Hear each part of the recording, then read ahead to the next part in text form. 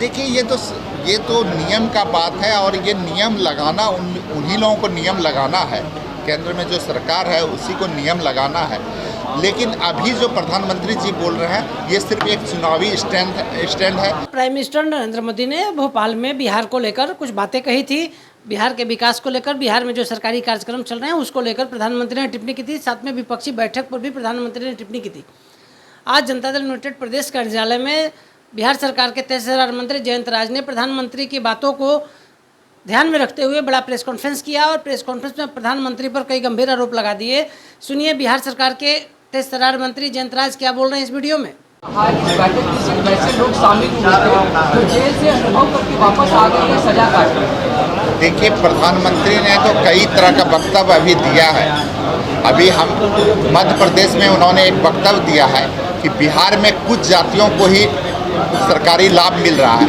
उनका कहने का मतलब उनके कहने का जो प्रधानमंत्री के कहने का वक्तव्य जो आया है उसमें जो वक्तव्य आया है कि अति पिछड़ी लोगों को जो यहाँ पे लाभ दिया गया है या महादलित के वर्ग के लोगों को जो लाभ दिया गया है ये गलत है।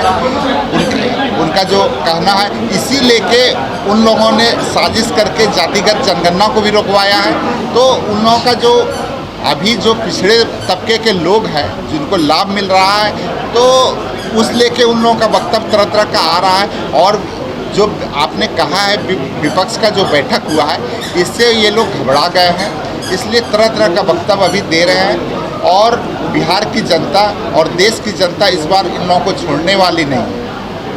गारंटी दे रहे हैं जेल के सलाखों के अंदर डालेंगे। ठीक है, उनको जिनको जेल के अंदर डालना है वो तो आप लोग भी देख रहे हैं कि किस तरह ईडी सीबीआई का दुरुपयोग इस बार हो रहा है। आज तक देश में इतना कभी दुरुपयोग सरकारी संस्थाओं का नहीं हुआ था जितना सरकारी संस्थाओं का दुरुपयोग अभी हो रहा है। क्या लग रहा है विपक्षी लोगों को डराने का काम बीजेपी कर रही है? बहुत बहुत बधाई है उनको कि इस बार आ रहे हैं। तो युवाओं पे 9 साल में कुछ नहीं किया लेकिन इस बार कुछ करें, बिहार को विशेष राज्य का दर्जा भी दें।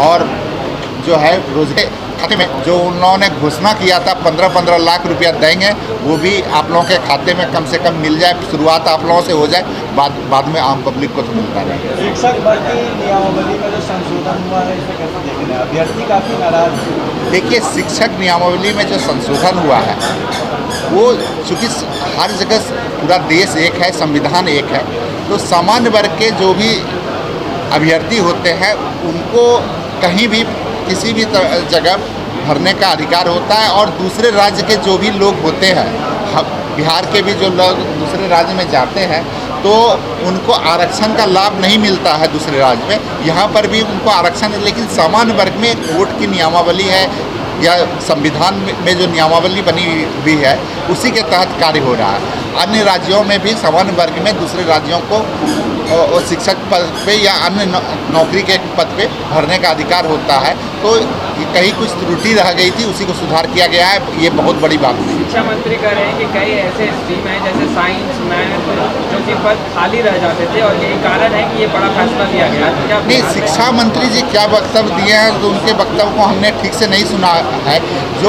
जो संविधान की बात है या जो नियम कहता है, कानून कहता है, उसके बारे में प्रतिभाशाली शिक्षक हैं आपके बिहार में, क्या लगता है? देखिए, बिहार में अनेकों प्रतिभाशाली शिक्षक हैं। कई एक अन्य राज्यों में भी यहाँ के लोग जाके नौकरी करते हैं और अपनी प्रतिभा को, बिहार की प्रतिभा को कोई ये नहीं बता सकता है कि प्रतिभा में कोई कमी है। बिहार में जो प्रतिभा है उस right message, right communication, country inside news.